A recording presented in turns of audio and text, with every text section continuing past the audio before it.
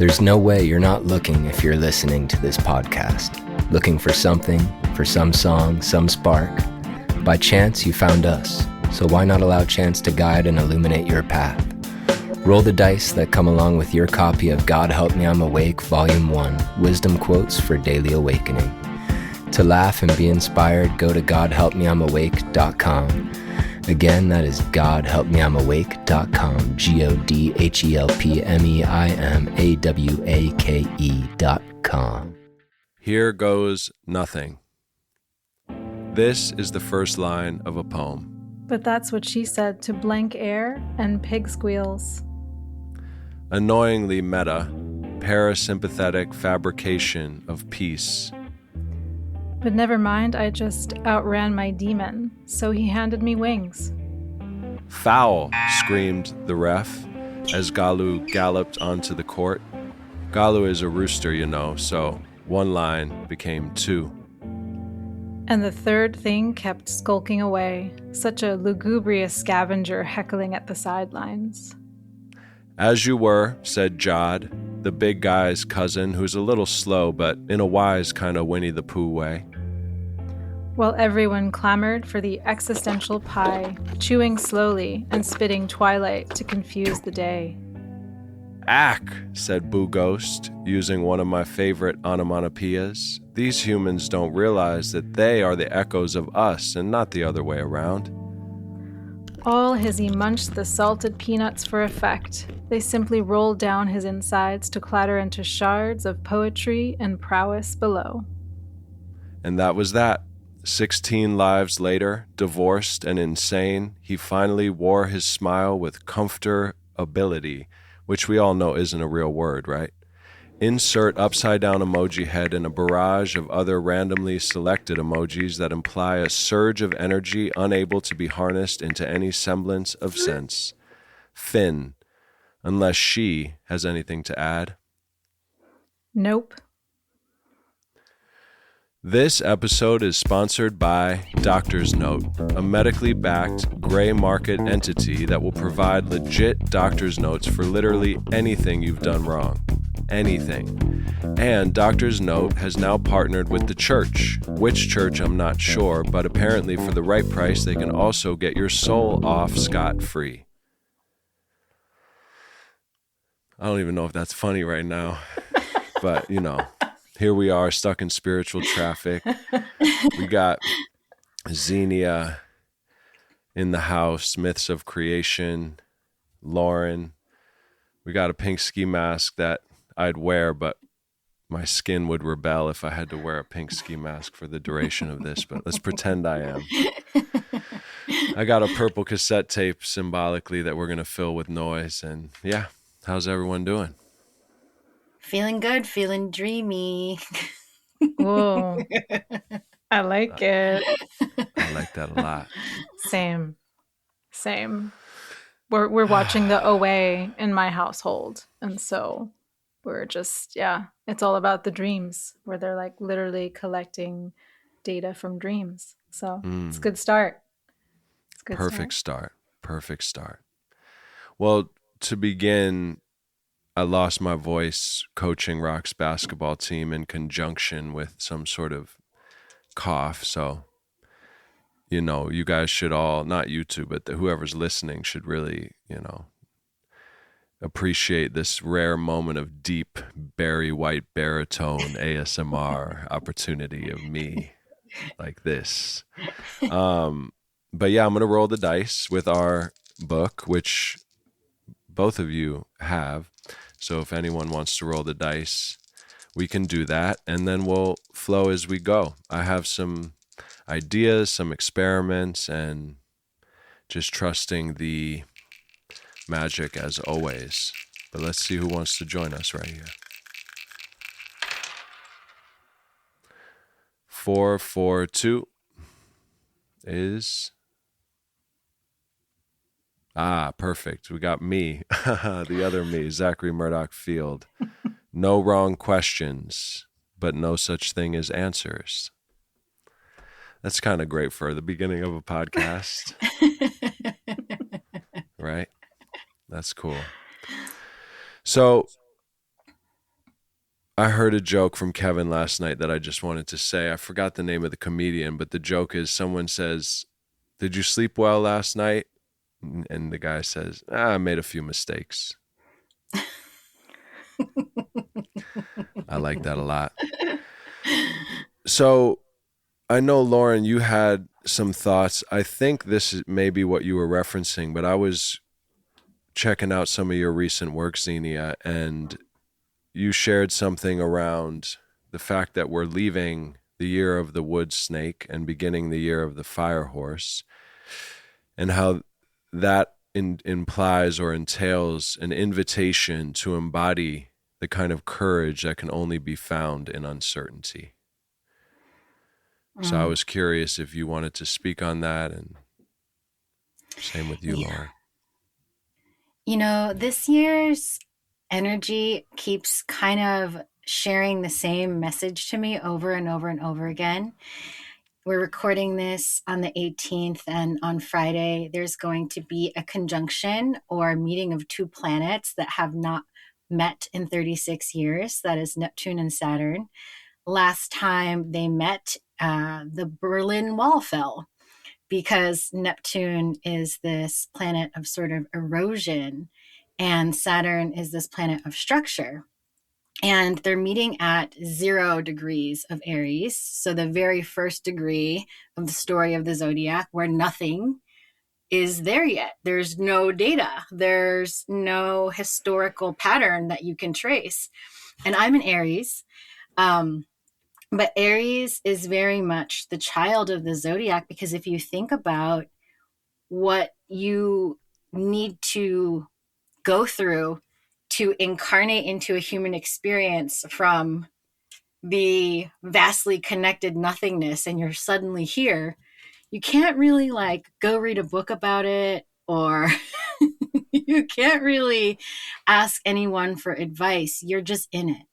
And the same message is mirrored with this Lunar New Year. I'm by no means a kind of Chinese astrology expert, but I think that we can all instinctively understand what it might feel like to tap into a wood snake and to go from that into a fire horse, which is double fire from what I understand.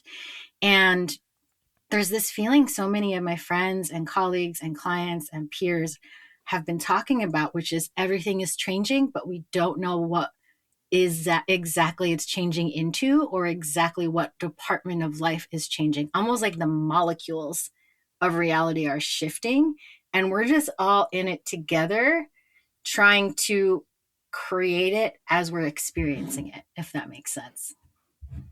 Oof, like I felt that in my body, the no data, right? Those of us who kind of come here, and there's so many levels to this in terms of creativity, right? We don't know. Sometimes we don't know what's essentially going to be created and what's going to be changed. And maybe it's not, the work of art or the poetry or whatever. Maybe it's us. And I think that's the spirit of just stepping into that and being okay with it and not trying so hard, dare I say, because there's been definitely, for me, and just noticing this pattern too around the people around me of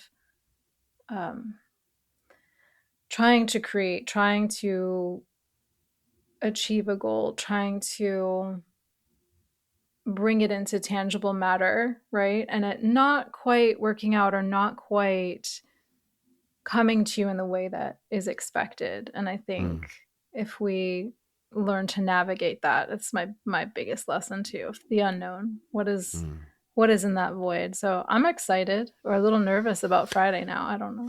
How are you doing, Zach?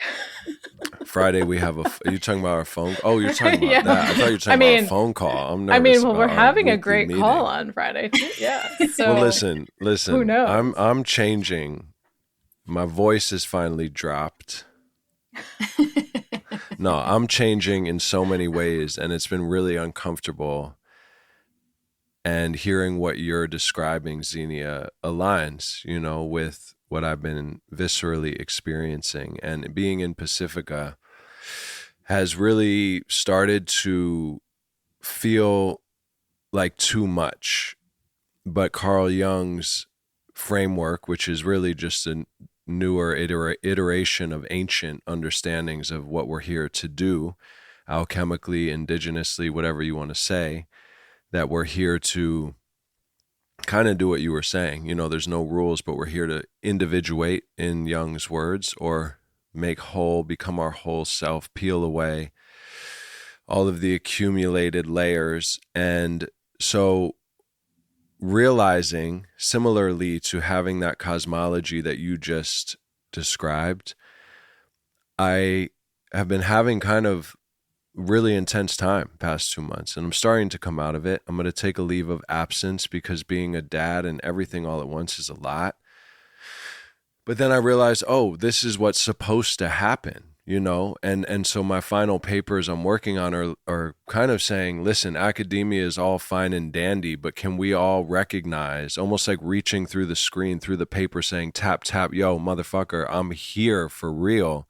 And I'm viscerally experiencing what we're talking about. It's not just like a left brain hypothetical thing. I'm suffering. My persona is melting. I'm dying. Help, help. And also I'm experiencing bliss and beauty. So one thing last night, reading a book by a man named Dan Simmons, he's quoting Proust or Proust, I'm not quite sure. And it's reminding me of this. I wrote this down. The only true voyage, the only fountain of youth, would be found not in traveling to strange lands, but in having different eyes, in seeing the universe with the eyes of another person, of 100 others, and seeing the 100 universes each of them sees, which each of them is. Consciousness escaping the limits of consciousness, imagination outstripping the bounds of imagination. So, you know, I'm feeling that, like I said, persona melting, been quite tongue-tied. Art is really the only, it's like I'm flabbergasted. You know, I don't do psychedelics, but I've heard from people I love who use them sometimes that it can be so hard to communicate what you're experiencing from that place. And I've been feeling that. And the last thing I'll say of the image in this pink ski mask is I'm working on this project and the kind of animus anima figures that have been emerging. If you're familiar with that idea that, you know, I think we all have both, which is the syzygy, but, you know, the opposite, the man would have, is old school white man bullshit, Carl Jung a little bit, but the man would have the exact opposite. So I'd have an anima, and then you guys, you girls would have a guy, whatever, the animus. Anyway, in the project, I'm seeing Word Man is this character, and Word Man is like storyteller running around. He's dropping sentences as he navigates the intestinal labyrinth after the protagonist has eaten himself, following Jesus's lead. I know I sound like I'm out of my mind, y'all, so don't worry. So he's running around the intestinal labyrinth, dropping poetry like a frantic seed-spreading maniac.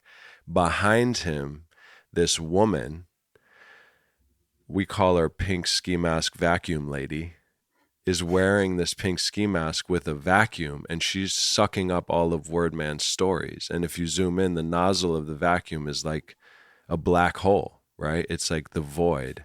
And she's sucking his stories back into the primordial nothingness or everythingness. And some of his stories escape and they crawl up the walls and they like populate or whatever. But anyway, that's where I'm at. So forgive me if like I can feel both happening, and it's a bizarre, you know, it's hard, man. It's like I'm getting, yeah, you get it. So I don't know how to take it away. Yeah, let's talk about it. Let's talk about it. Or not. Or not. Yeah. Yeah, Xenia, I'd love to hear where I remember reading something because I follow you on Instagram, and there's very few voices that actually I listen to and touch me. And yours is so grounded and centered and real. And just honoring that. And there was a question I remember recently about the place in creativity, like during this time, right? What does it serve? And I feel like that is exactly what Zach is speaking to, of that moment of creativity. I hate the word serving, but we'll use it because we're talking about menus and intestines and all of that. So yeah, I'd love to hear more from you about anything that kind of comes up around this time in the world, as we like to call it, but it's this time and every time. Like, it's always going to be this time in the world, but it is also very unique, and what creativity serves in this moment. Should we be creating? Yes, but should we be creating? And what does that mean? What does that mean, if anything?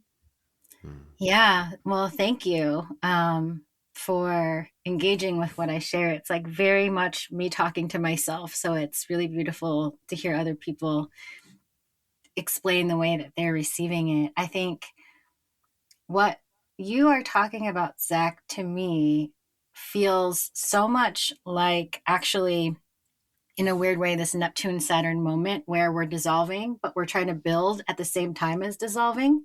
We have two big players in the room. One melts things and the other one is like trying to be an architect, and they're together, they're conjoined. They're like not allowed to make any decisions alone. You know, they have to do everything together.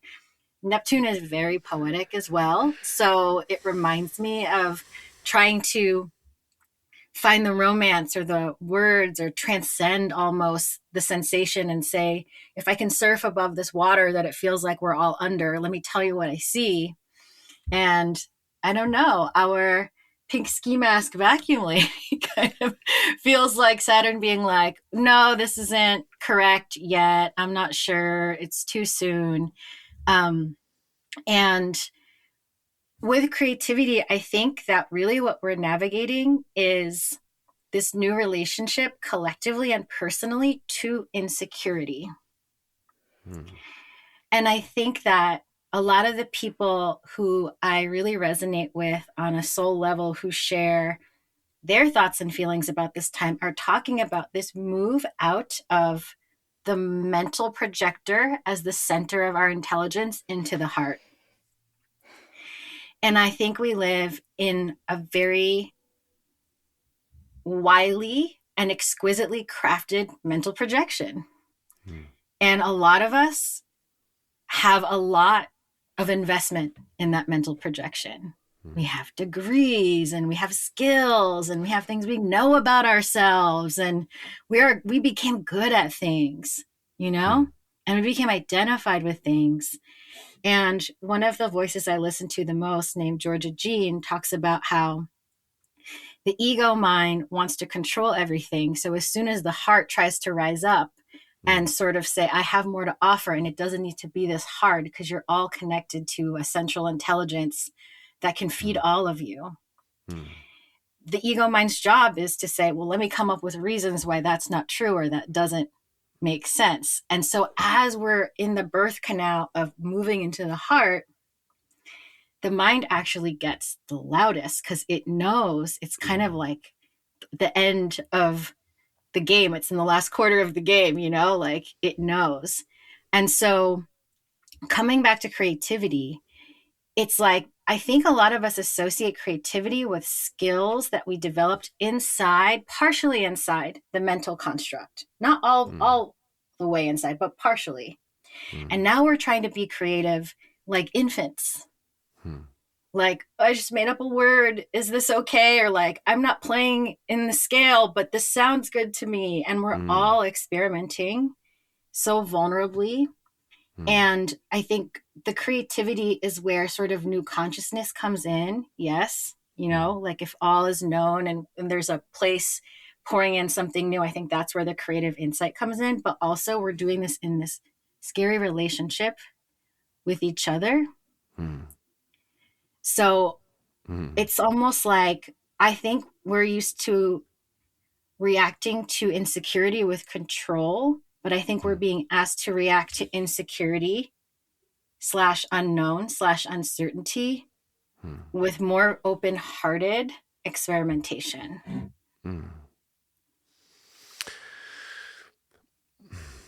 What she Yes. said.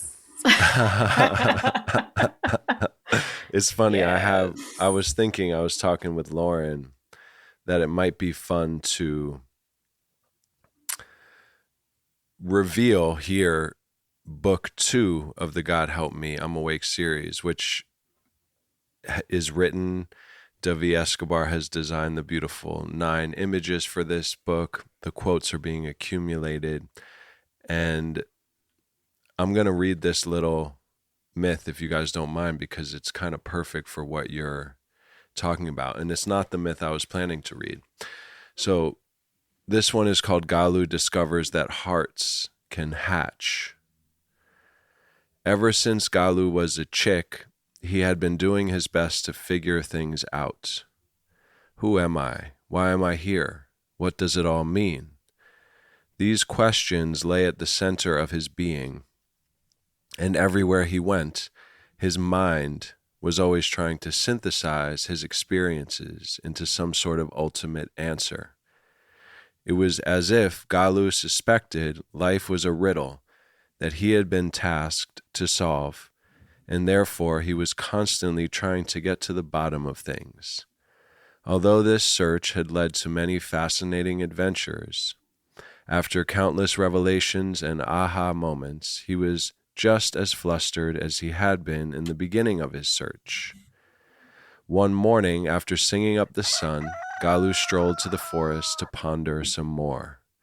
Recently, he had come to the conclusion that perhaps his searching was preventing him from finding the thing he was seeking, and therefore it might be wise to just be, whatever that might look like. Doing his best to not think, Galu hummed a little song to himself and wandered down the forest path. Coming upon a clearing in the woods, he saw farmer Finn hanging upside down from a tree. Finn, what are you doing up there, my friend? Good morning, dear Galu. I am reminding my mind that my heart is my first brain. I tend to forget this due to gravity and my head being above my heart, so it helps me to recalibrate my system when my mind runs away with me. Oh, said Galu, I never thought of it that way. Yes, said Finn, flipping down to the ground and landing on his feet. Thought often confuses our ability to see things clearly. As Galu stared at Finn's rainbow heart shining through his rib cage, he felt his own heart making a cracking noise, and he clutched his chest in fear. Am I dying? No, said Finn, grinning. Quite the opposite, actually. I believe your heart just hatched. Look, it's glowing. Looking down, Galu saw rainbow light emanating from his chest, and his ancient ache to understand melted into an overwhelming sensation of bliss. Anyway, I didn't necessarily need to read that because you just said that, but it's nice to see the synchronicities. There's been so many synchronicities already in this call. I've had to really bite my tongue to not jumping up and down and holler. I've got a few too. I'm curious. I'm curious. Yeah. Well, yesterday I was hosting this workshop about time, and I'm hosting this program about nonlinear time, and I have called all these teachers in, and they're all coming from very different universes. So in the beginning, I have to explain to all the participants that there's going to be no governing authority here. These teachers are all going to contradict each other. Get used to it. Get used to being in this learning environment. And it's been a challenge. But yesterday was a teacher from an indigenous Hawaiian lineage that goes back 1,017 generations. And Kahuna? Is it Kahuna or no? It's his name is Keoni Hanalei. But the kind of shamanism of Kahuna? He didn't say. He connects it to Mu culture. So Lemurian Mu culture. Got it. But he was talking about how the greatest sin and the only sin in his culture is being inauthentic. And how when you unravel the parts of the heart and you take it apart, it is actually a vortex, but there's a part, I forgot the name of it, at the very center where there is nothing. It's a hole. And in his culture, or I think it might just be even his interpretation, it's a black hole that collapses gravity. And he was talking about how if you want to live outside linear time, you have to be the central gravitational force of your own life and your own universe. Otherwise, you're creating this like basically false linear time / karma that you will have to repeat. And so when you talked about the black hole right away, that was just really popping out to me. And yeah, that was the main big resonance. I've sort of lost the other threads of the other synchronicities because there were so many, but he talked about gravity and the black hole, and you talked about both of those things just now. The vacuum nozzle, the dust catcher. Can I pop in with that? Because yes. Because as you were speaking very early on, I made a mental note to ask you about time. So time and timing. So it was like, and then we're talking about all this and the dream that I had that I told you, Zach, about this this delicate eggshell of pale blue that I had for a couple of years, and I thought there could be nothing live inside it. And in the dream I had some sort of party and somebody cracked it open. I was like, oh, that's unfortunate. But then I opened it up and then I thought there was a dead bird in it, but I put it in my hands and it came alive. And just, certain dreams that I have are more, I just know which ones are my, my brain doing its thing and which ones are extremely potent and important. And this one was just like mind-blowing, and just watching the kind of synchronicities that have happened since I've had that dream is also really powerful. But thank you for sharing all of that, because the black hole, the black hole is essentially a place without data, or if it vacuums, right? And if data goes in, I remember reading something about the possibility of what is a white hole? I should look that up because I will probably get that wrong. But the idea of that and people contemplating that, and the idea of the black hole being you put something in and you don't know what would essentially ever come out. So you put in a banana and a mathematical something comes out. There's no knowing, and there's really something to that with the data that we're all kind of moving around with. But when we're essentially trusting, right, that heart and moving that way, and you talking about the true authenticity, that's just, anyway, mind blown around that, because I actually felt that so much when you said that, of, man, what really is the biggest sin is not being who you are. That's powerful. Yeah, thank you for sharing that. I'm goosebumpy. The train's coming, and I keep trying to mute it, but then I'm like, you know what, Kevin? Work with that, baby. and add some vacuum sounds and let's go crazy. If I'm going to be real and follow that, the only sin, I'm going to keep it real. There's a train about to fart behind me. The train's about to fart, y'all. That's real.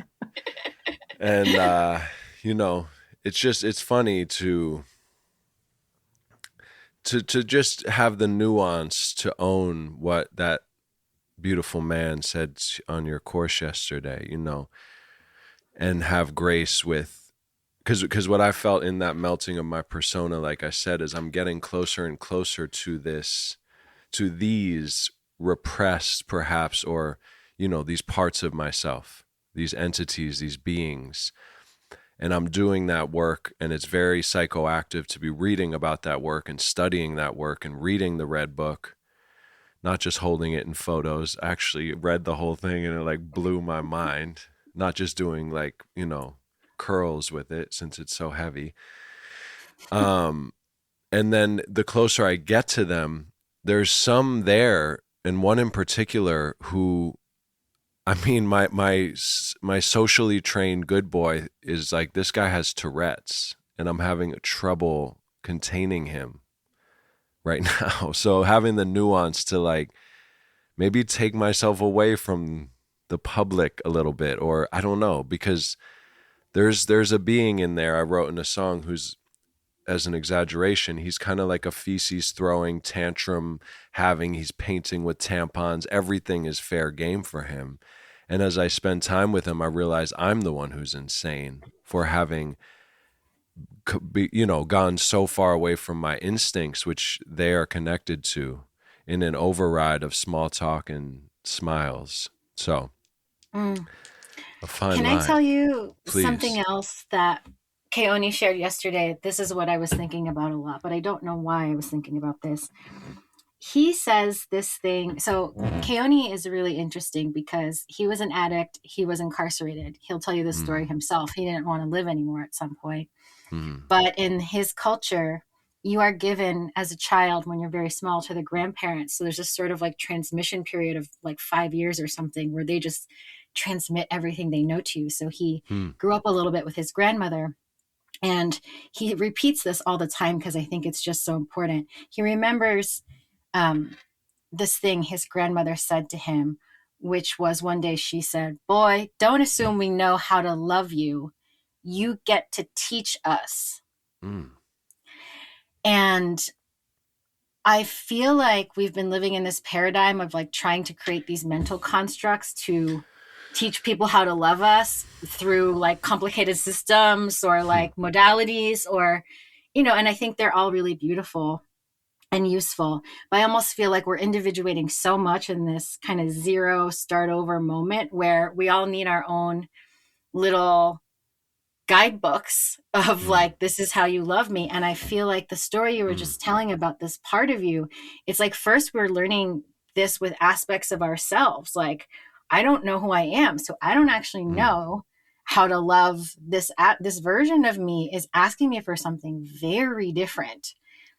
And I just have to sit here and listen and put away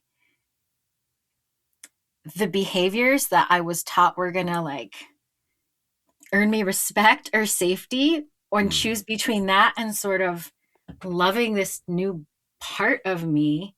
And it's a hard choice sometimes. Really hard.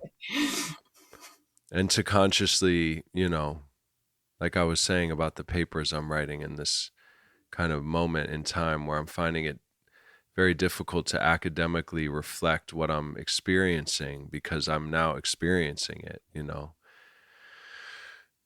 Yeah, I mean, it's there for some of us who may or may not have certain diagnoses that are probably, affiliated with shamans throughout time or various people who are sensitive. Yeah, it just, man, it's real out here, and to have, like Carl Jung talked about the fear of losing his mind, in the same place you go, like there's a real madness that can, I don't know, and just feeling for all of us like that. But it's so exciting and we're strong and we can do it, but it's hard, man, which brings me back to that consciousness thing, or Shakespeare's idea of he would consider himself a king of infinite space, even if he was confined to a nutshell were it not for bad dreams. Just the kind of bubble of our own consciousness and the hopefully permeable walls of the edges, which also brings me back. Sorry if I'm talking in strange. Again, I'm trying to be real. But the myth of Sophia, I don't know if you guys are familiar with this Gnostic legend of Sophia, who was the youngest daughter of the god who was kind of in the pleroma. If you're familiar with the word pleroma, Jung uses that. It's kind of the deity realm, or the inside the vacuum, if you will. And so she's the youngest daughter. She wants to meet her father because she is the youngest, so she hasn't spent a lot of time. She heads toward this light thinking it's her dad. It's actually not.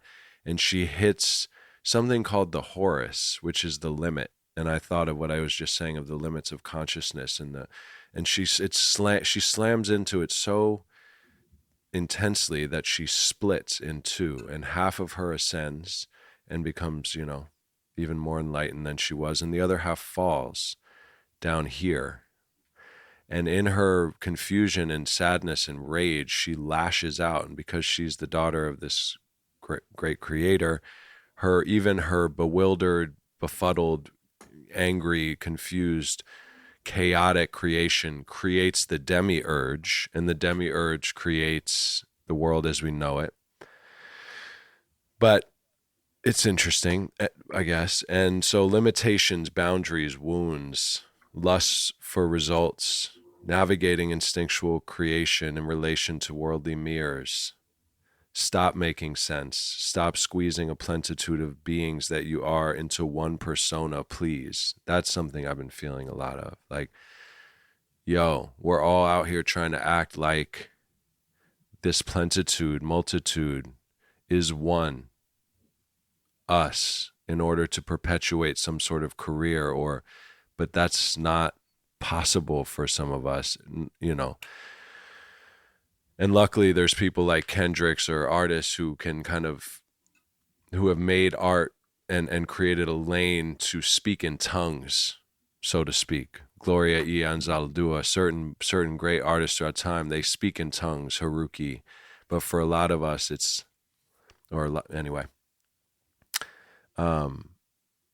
how to remedy this: poetry, verse, logic, harmony of the two. Because of how both your minds work, I'm not slowing down to break those into one thing, because why? But I'm just, that. Yeah. The split, right? That really got me into thinking and feeling into how painful the split can feel, but also how necessary it feels. It's almost like two versions of it. There's fragmentation, which we're always magnetized to come back to be some form of whole, but not perfect, but whole, whatever the fuck that means. But that split of just her slamming into that and having to embody two worlds, I think that's the hardest thing, especially for the artist, right? And that's where we live out and we play and we live out those dreams and parts of ourselves that we don't really want to tell anyone about, but we can put that in a poem or whatever we're creating, and allowing. I think that's how it's allowed to live in the 3D on this planet, if that makes sense. Like there has to be a grounded aspect to it. Like we have to be split. Otherwise, if we're in the others all the time, it's just not possible, for us to be here and transmit whatever, we'll call it wisdom, whatever needs to be transmitted to those of us on Earth, if that makes sense. I know you guys get it. Yeah, no, I think life is speed dating of God with God, and drinks are involved. Yeah, drinks and snacks. Don't forget snacks. What do you, instead of saying, what do you think, Xenia, what do you feel, Xenia? What does your heart say to all this? I think sometimes about the part of me that feels more connected to sort of the vast ethereal space of wonder. I have a lot of clients who I'm just really convinced we're the club of people who's things are supposed to be I'm supposed to make things be able to fly. I'm pretty sure I can travel backwards and forwards in time. Something's not working right with my vehicle here. Something is up. And I think that there is almost this moment in time where we are becoming more multidimensional, meaning breaking out of boxed in or linear shapes and being more of our essence or energy. It's almost like we're learning how to land more of it inside of us. And I think a lot about what it would be like to essentially come from a realm where there isn't this heaviness or density and pain, and to create what happens if I make the creative choice to split from that place or space and figure out what creativity looks like over here. where I have the illusion of separation, or I have this illusion of density, and I have to experience the most gnarly and confusing sensations that I don't know what they mean or how to make sense of them, or if anyone else is experiencing them, because I don't have this like visceral connection to everything and everyone that a part of me feels like it does have. And I feel like this kind of, my guess is always like, it just reminds me of trusting yourself, or something trusting you so much that it's like, you're going to remember where you're from. You're going to remember who you are and what you are, but you can't remember until you forget.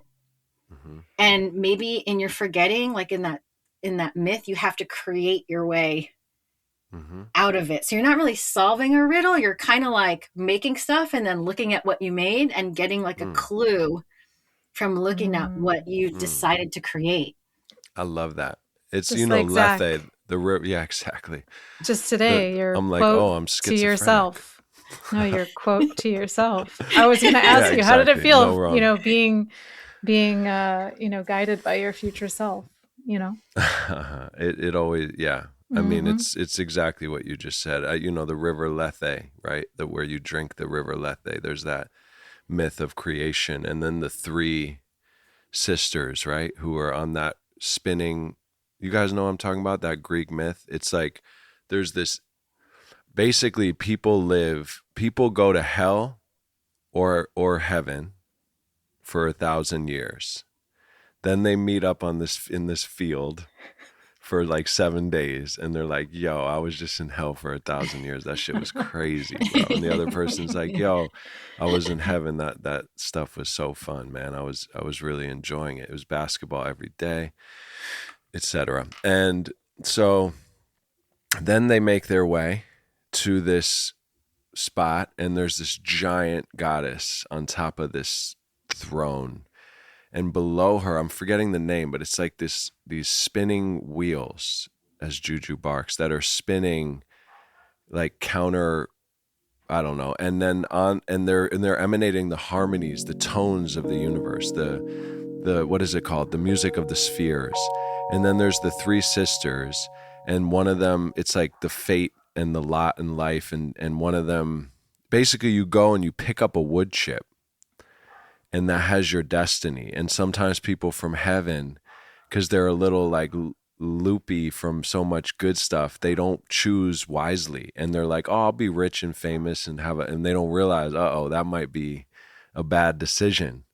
And the people who've been in hell are much more discriminating, because they're like, fuck, I gotta be careful, man, I was just in hell. So they're very frugal in their selection. And then anyway, then the yarn is measured by the second sister, I believe. And that's like how long you're going to live, you know, your lifespan. And then the third sister like cuts the thread. And then you go to the river Lethe and you drink of it. And that's where you forget. That's the divine amnesia. So it's exactly that. And so again, some of the heaven people, as Juju continues to ferociously bark. Kevin, make him sound like an auto-tuned wolf. Yeah, auto-tune the wolf. But yeah, anyway, some of the heaven people just take too big of a sip and they forget. And I definitely took a double shot of that stuff. So, but I love creating as a way to remember who you are. In my current groping of, I don't know, everything we're talking about, I feel this devolving, which feels like an evolving in a way. Like I had to devolve into this like grossness with my poetry, but it's not like overtly trying to be shocking per se, but just this like, yeah, the mud and the blood and the self-cannibalism is the big theme. Like in the Red Book, Young kind of encounters someone, or it's a trip, but this being who's saying like Christ did not exemplify that you should follow Christ. Christ was exemplifying how you should be you to the max. So eat yourself. And then I was like, okay, so Christ is a Girl Scout selling wafers, and he's tired, so he wants to go on a vacation. And now you got to eat yourself. Self-cannibalism, and that's how you end up in your own intestines, which is a labyrinth. And then I thought about guinea pigs and how they sometimes eat their young. And then hamsters and guinea pigs sometimes eat their young. And then I was thinking about the mother guinea pig as this metaphor. And like her love is so visceral that she can't even control it. And her appetite and love, it's like this blindness, and she'll even eat the baby she made. And that's kind of crazy and beautiful and terrifying. And then I thought, like, I am a guinea pig of God. And then I thought, anyway, I've been having fun with, like, I said, I'm squeezing the Windex like an OCD, the whole vacuum cleaning, with so much rage. Like there's all this rage. You're trying to control your microenvironment because you can't control anywhere else. So I'm squeezing the Windex with the same, pressure. This is an intense metaphor, but as like a trench coat boy, like the image of a gun. Like that's a horrible metaphor, but it's real. And then I say Zen quote joy, which is like our book. All these little quotes are not quite enough for the cannibal like soy.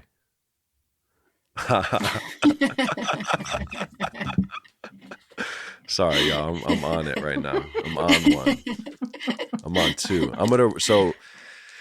To break us out of this weird Zach head, I'm going to roll the dice for some new quotes that are selected for the second book, just for fun to see who's talking in the future.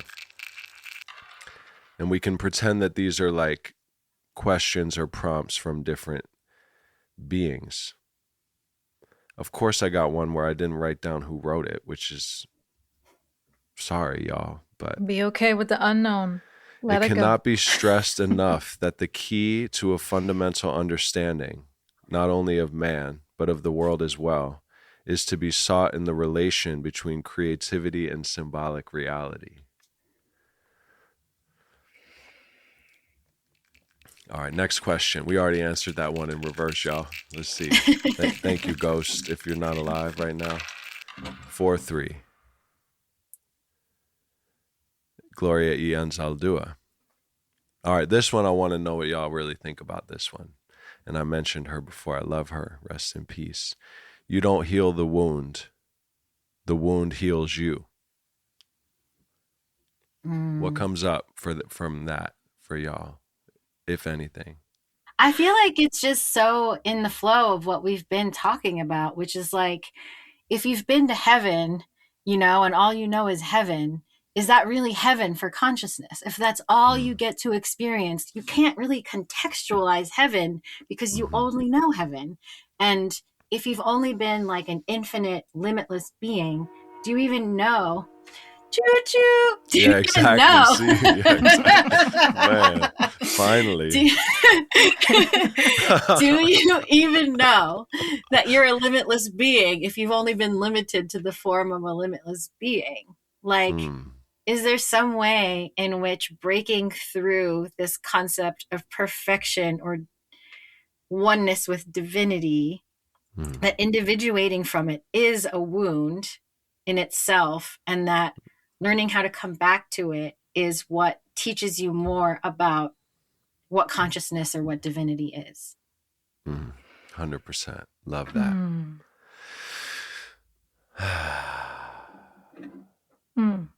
Love it. I think I was going to be the asshole in here. Go, please. To be like, but also it's the other side of the coin, the same exact thing. I don't even believe in healing. There's no healing. Same. There's no wound. It makes sense. It everything is as it should be. 100%. Experiencing both, right? So yeah, I mean, words. That's also what I've been feeling, and why I'm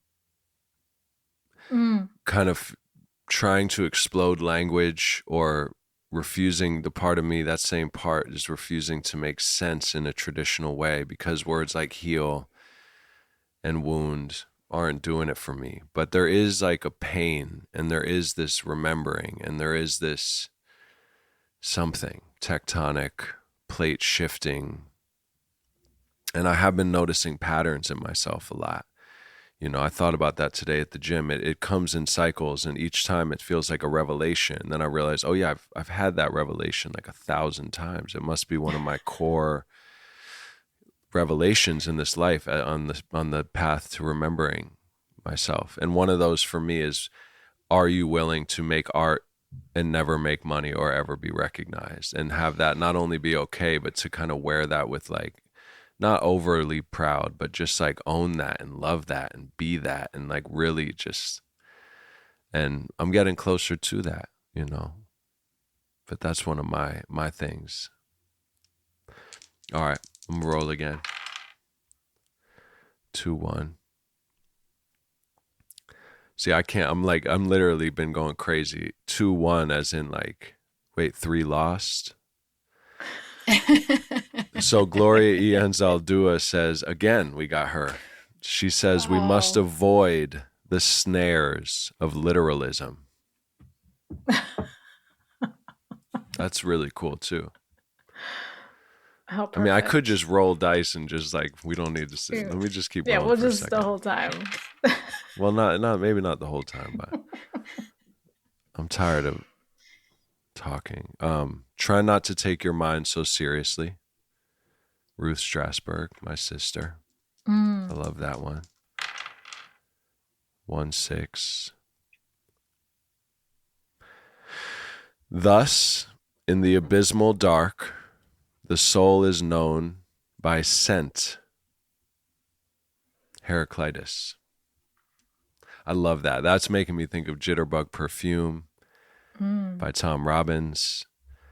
And yeah, just our senses, you know, like you were saying, Xenia, we've, it seems like we're coming out of, or still in, such a head thinking.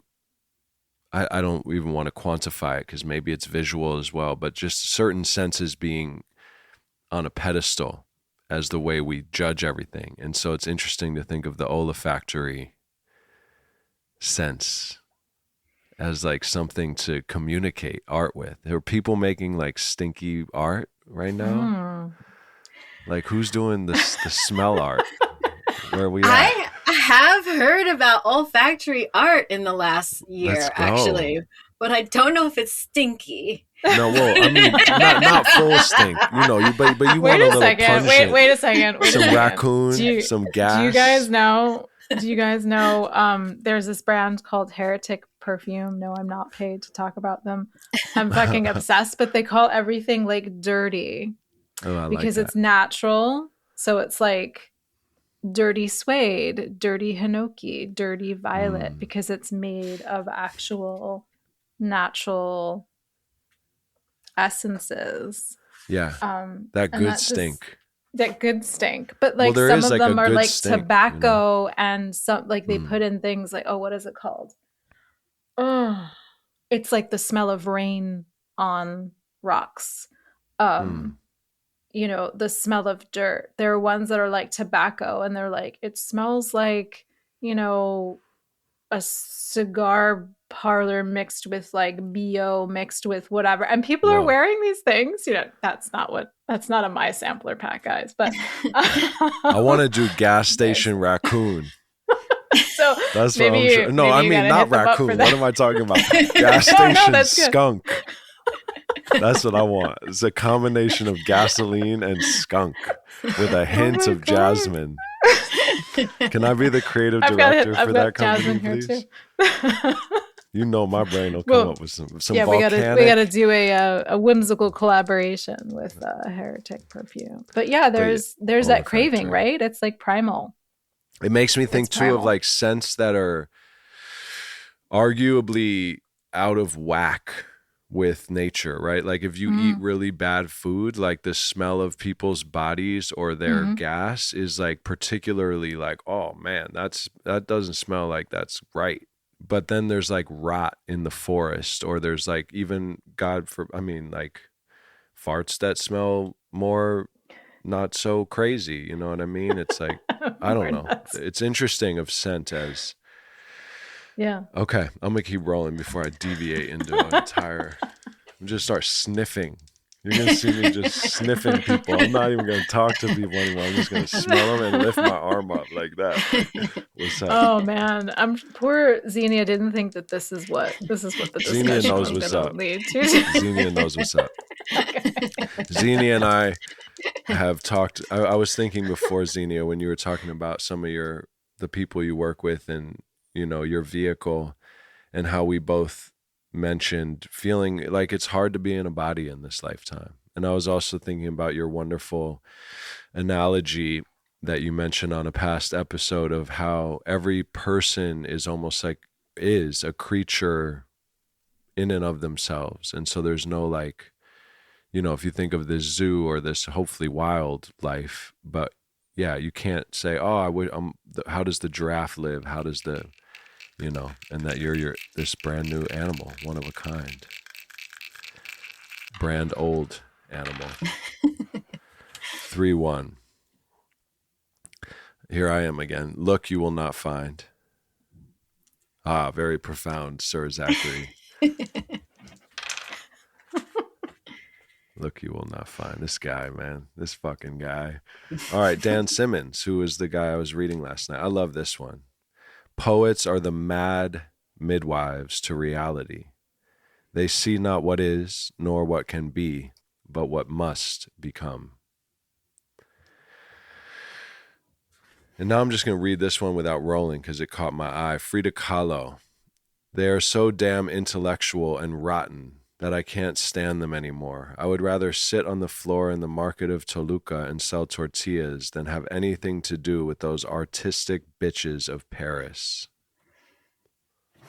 Can we talk about this? Can we talk about this sentiment? Because I'm going to be real of Paris. Art. Yeah. So,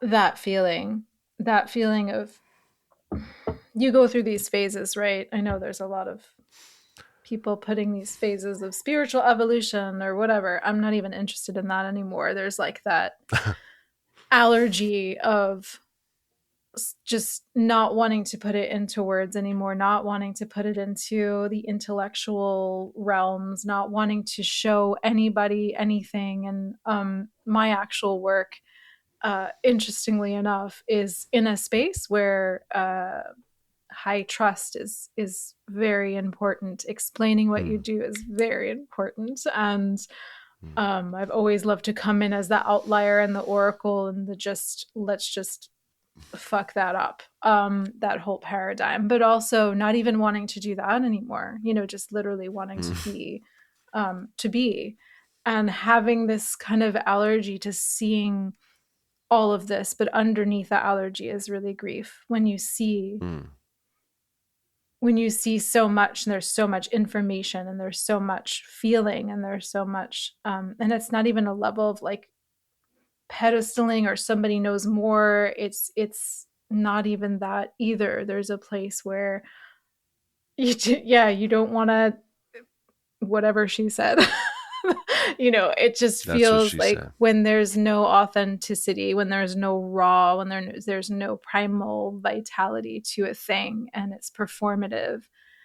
But then where do you go for the raw and the real in a space? Maybe that's what this time is birthing. Maybe that's what is really happening right now. And I do hope, I feel like that my own personal journey has led me to that point of stripping everything away, stripping the money away, stripping who I think I am, you know, removing all testimonials off my website on purpose, because I don't want anyone stepping in my space that doesn't trust themselves and that I don't need to prove. And also that how fucking uncomfortable that is to move in the world. And not try to prove, because if we're going to talk about wounds that I don't believe in that exist, there is that one of having to prove, right?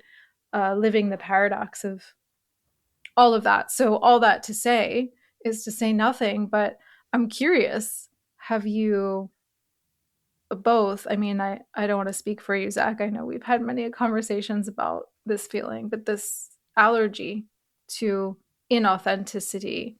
And then also it's not judging it, just where do you go? Where do you go for that part that fills you, the realness. And I think a lot of people that are probably listening who understand that sentiment too, being, you know, possibly, we'll put it into a box, but it's a spectrum, right? Neurospicy or whatever. This is part of my journey of no longer wanting to mask, no longer wanting to put the mask on. And just like, if I were doing another podcast, I would be very, very careful. I'd be looking at every micro, everything, and not actually expressing this I'd be trying to put it in a box and make it make sense. So I'll stop. But this is really what all I'll say, would because I love want to to hear, you know, Xenia, but as you probably know, mask is persona.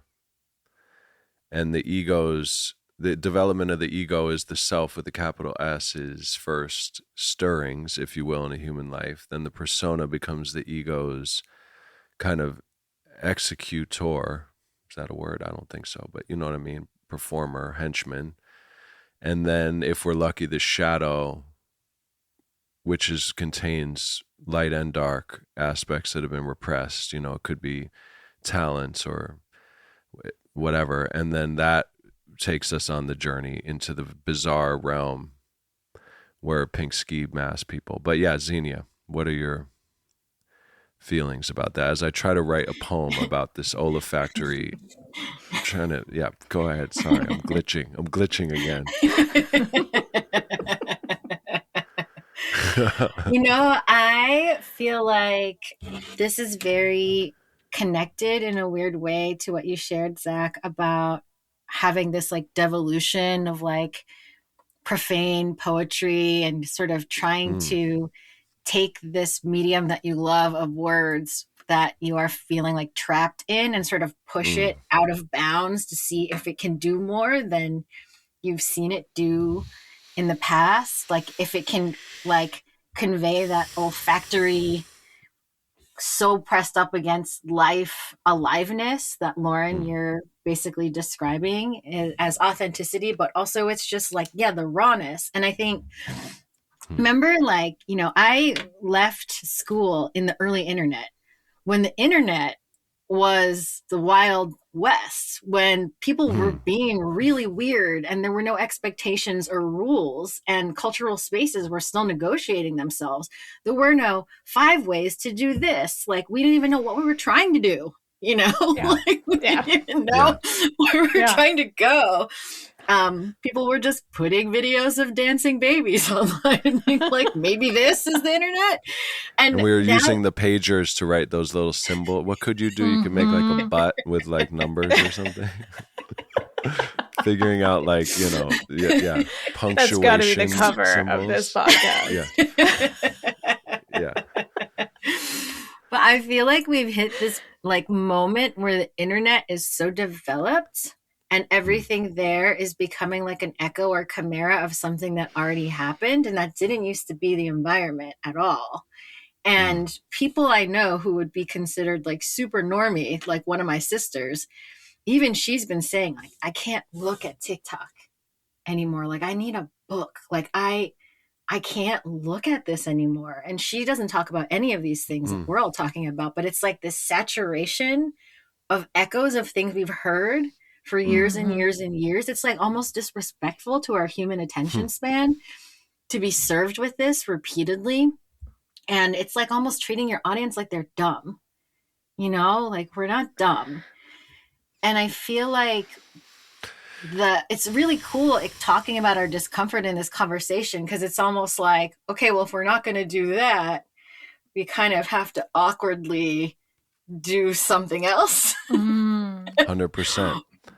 Which makes me think of biblical times, or the like people will go around quoting wisdoms, myself included in the past, and you don't even realize like where a lot of that wisdom came from, in the sense of how intense the lives of those people that we now revere were, and how a lot of them did die like unknown. Who was I reading about? Who wrote that great, is it D.H. Lawrence, or who wrote what's that famous book What? about? Anyway, he wrote Robinson Crusoe, the author of Robinson Crusoe, I believe. One Oh of the no, is greatest. that Kipling? Who's that? No, I gotta look it No, up. I don't think it's maybe. It's not D.H. Lawrence. It's not D.H. Lawrence. But anyway, he died in squalor. Just an example. And then his book went on to be like one of the biggest books of all time. But even Defoe. more extreme. Yeah, William Defoe. Not William Defoe. Daniel That's Defoe. an actor. Daniel Defoe. Joan of Arc, Gandhi, Nelson Mandela, all these people. But yeah, so like how lucky am I feel, and maybe you guys do too, that our version of those extreme times of like listening to God through your lens and having to put your everything on the line to do Noah's Ark, whatever you want to call it, that we get to do it in creativity, or at least that's how I feel. And so like just remembering like, that's not a big, what do I got to lose, man? Like, at least for me, I'm grateful that my other ways didn't create a big success, because then I'd have to like burn that down. Whereas I know that I tried so hard to make it and that didn't work. So now it's like, I might as well stop trying because it didn't work the other way anyway. Which is a perfect bind. I just thought of this poem from one of my new books. A perfect bind. I'm going to quote myself like a psycho. 444, moon symbol, signifies do not disturb. Airplane mode. Change the clocks. It really helps the farmers. It's cool, but I don't get it. I mean, it's nice that you decided to create, but what the hell am I supposed to do with this? She licks the book. I wait. Will she like the flavored cover? Cherry paper? Worst case, can always sniff the glue. But that's to me like me doing that. So it's nice to hear it through you guys, and that we get to empower each other to devolve in a safe way, though. And that's kind of what I was feeling too before. And Jung talked about this, that you do need a tether if you're going to engage in kind of this kind of work, whatever that may look like for you, of kind of laying yourself on the pyre and experimenting. You do need, I think, some tether. Otherwise you can truly go too far into the unconscious. You need that rope back, otherwise you get lost in the vacuum for real. And for me, that's my family. That's literally vacuuming almost every day, coaching basketball. Without that, though, yeah. Have you guys heard of this book, The Prophetess, by Chilan Harkin? I have not. So a friend of mine who was on the show, Molly Jordan, sent me this after our episode. I'm just going to read one part. So she kind of is reimagining The Prophet by Khalil Gibran. So she seems like a youngish woman. And I just love this beginning of her book. The oil was running low in the lamp of the world's chest. The flower of its poetry needed water. Life had become more a series of chores than an unfoldment of wonders, more a list than a song. Something verdant and alive in the human spirit had been forgotten. What prayer is brave enough to reach its hopes through the cold despondency of winter to try again to summon spring? What supplication leads the parched throat of the desert to finally evoke rain? Is there a final flower that offers itself up from the almost barren heart that finally opens grace? It is a furious thirst for reality that says our most persuasive prayers. She did pay me to read that, by the way. Not enough, but it's fine for now. I need it all. But yeah, in our wind down time, to honor time, what is devolving going to look like for you guys in the near future? Maybe it's like you take like 30 minutes a day to devolve time creatively. What does that look like? Dude, I'm doing it 24/7. So can we do an olfactory art collaboration through the mail? Get investigated by the FBI insert because sniffing it's pungent. Yeah, exactly. I've been trying to write emoji poetry, which I already do, but I'm actually trying to. I do, but then I was thinking like, because Xenia, I think I had done ninja, 4-leaf clover, egg. And like that's profound to me. So then I was thinking, but I don't want to make a thing because that's the other thing. And I wrote a poem about that thingness, how like the moment, like for example, that it's totally from my heart. I like to arrange a little symbol poetry combo or emoji combo and send it. And then I'm like, that's actually cool. But then do I ruin it by like making it a thing of doing emoji poetry? So I did one, but my point is, even back to what you're saying of the wild, wild west of the internet, or these forms that emerge, and then the creative impulse that will always go into those forms and try to play with them, no matter what it is. Stick art, ash can be used on rock, or tampon blood art, according to my friend. And that's so cool to think about, just that like natural creative instinct, and then using the kind of mediums that are here, emojis or, apostrophes and what is it called? What are those things called? The things you do, punctuation. But then also remembering that you don't have to just use the tools that are being used, and that you could bring the creative instinct into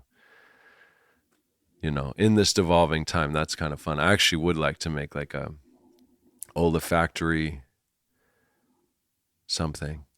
I kind of want to go back to what you said about making a thing, because it reminds me about what Lauren was saying about wanting things to be real and raw, and what sort of like gets taken away when you polish it up to be recognizable. So like there's two questions. These are not great wind down thoughts, by the way, but one of them is like, what makes something real? Because like in our universe, it's like, it's real because you have a website and a business and someone gave you money. Now it's real. We often talk about things that way. And then the other question is not so much a question, but just like a noticing about this time. I saw some video today. This person was talking about how people are so afraid of AI replacing them and replacing their jobs. And she put forth this question, which was, maybe we shouldn't be afraid of AI replacing us. We should wonder when we got so identified with work as the center of our identity. And is it time to decenter work? And so this like moment of zero feels like, oh my God, if we decenter work. And then AI becomes almost like a beautiful enforcer of you better be you, because we can do everything that's not you. Yeah, that's it right there. That's what I've been thinking about. And so AI is like a natural compensation of nature, of life, creating. It's like it will force you to be human. Yeah, exactly. It will force you to use those elements of self, being, body, everything that can't be replaced and recycled. And so when I look at AI, what we were just talking about, like we're seeing things being recycled, right? I don't believe in not using AI. I use AI, but it is for a different purpose, also with a understanding that it is recycled, and that what I am bringing to it is me. There's that element of whatever is channeling through me in the moment and the timing of it, and that's so important. And us moving forward, right, in this age, it's asking us to ask different questions, and it's moving really fucking fast. And I think that also is a little bit like whiplash to those of us who are, I guess, very sensitive to that experience. And it can so easily come into this kind of mentality of like, it's taking over the world and no, it's a choice, and it's how you're perceiving this tool that is just recycling already what we already know. So what are we going to create that is outside of it? Which then goes inside of it, but that's all. Well, two things.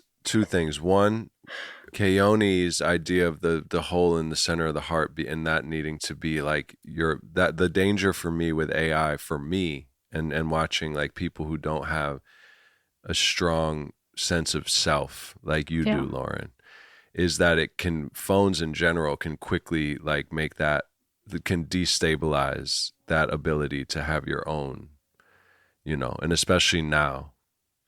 So that's one. And then two, to answer your thingness thought, which I love, the poem, which is very short, to summarize what I was saying, is the moment a thing becomes a thing, it dies. Like this, the idea of the poem was more alive than these squiggle attempts at thingness. So when does a thing become a thing? Or what makes something real or not real? And then I think about Kevin. God bless you, Kevin. There's a line in one of the new songs, "We love you, Kevin," where I say, fuck is wrong with you, Kevin? Why are you mixing this? And I love that. I'm like talking to him through the song. I'm like, what the fuck is wrong with you, bro? And I can just imagine him in the studio mixing it, and he's going to hear me saying, what the fuck is wrong? But I imagine Kevin and I in this miniature, like we've Honey, I Shrunk the Kids ourselves, and we're in this miniature spaceship flying through the intestines as Wordman and Pink Ski Mask Vacuum Lady are doing their thing. And we're getting as close to the black hole of her nozzle as possible. And so like half our bodies are like fractaling into like you know what I mean? And we're like going as close as humanly possible while still staying sane-ish, form-ishness. And so that comes to mind around that, what makes something real, like how far without really hurting yourself, can you take the formlessness in form, if that's what's calling to you? And that's the story of my life. And we've had long talks about that, Lauren, recently, even with God Help Me, I'm Awake. I get bored of the form of the thing. I'm like, okay, that's the thing. Cool. Whatever. I don't want to perpetuate this thing. And you've done a great job, Xenia. You do a great job of embodying a shapeshifter as your identity, it seems. That the people, the work that you have is not so limited to you being one thing, but you're on this journey of constant evolution, which is beautiful. I don't know if you feel like that, but it seems like that might be the case. I'm smiling because I was telling my 5 and 7-year-old nieces, they asked me what I do for work yesterday. And I was trying to explain it to them on FaceTime. So hard. What did you say? I said, I teach people about magic and I help people remember how to be creative. Does that make sense? And my niece Penelope said, no, that doesn't make any sense. She said, do you work on the computer? Wow. Yeah. Like, where are you? Yeah, exactly. Wow. But I said to them, I know, where are you? I said, I largely do, what I do is largely made up. And so I really am the only one who gets to make the rules. And as long as enough people feel like doing it with me, then it's okay. And the smaller one, Olive, who, by the way, just got out of like 2 years of leukemia treatment and is totally like cancer free. She looked at me and she got it. Wow. She was like, she told her other aunt. She's been to that like intense place, perhaps that, yeah. Yeah, she just gets it. Yeah. Wow. Well, maybe to answer your question, I'll roll the dice twice and that'll be nice. And then we'll say goodbye. 6, 5 with our new quotes is, how about djembe roll here, Kevin? Not drum roll, djembe roll. 6, 5.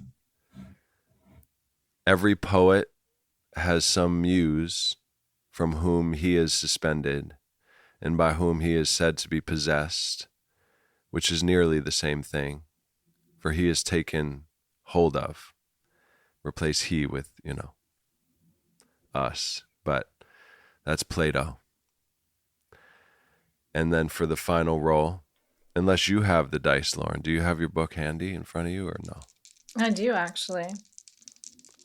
You want to roll for us? Should I Bring us do home? it? Should I do it? Please, Okay. if it's not too much trouble. Oh, Throw God, the I gotta bones. Reach over here. Where are my sheep knuckles? Exactly. 5, 3, 3. I'll fact check you.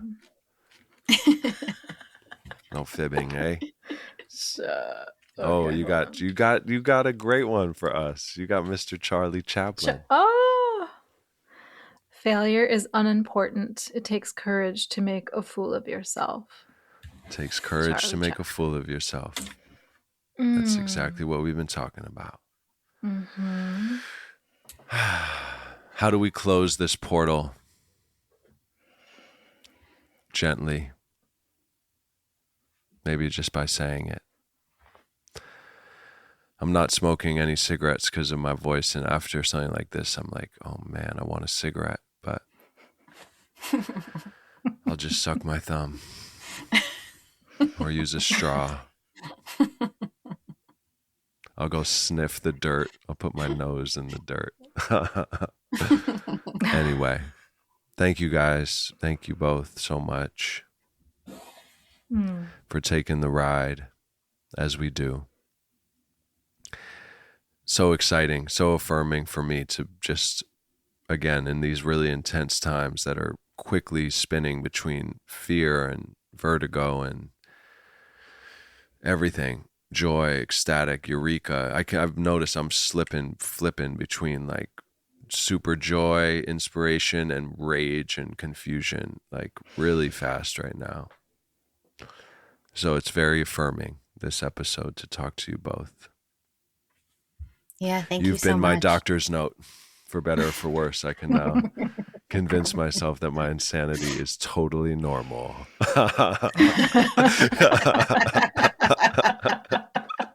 It's your fault. Blame them for whatever may happen over here in the next 72 hours. That is not a threat. No. Okay. Oh, God. Oh, God. All right. Yes? Anyone? Yeah. Nope. Yep. That's it. That's it. I don't know. Perfect. I love you guys. Fade out on laughter. This Love was you beautiful. guys. Really grateful. This was really, really fun. I'm going to stop, So much Kevin. fun.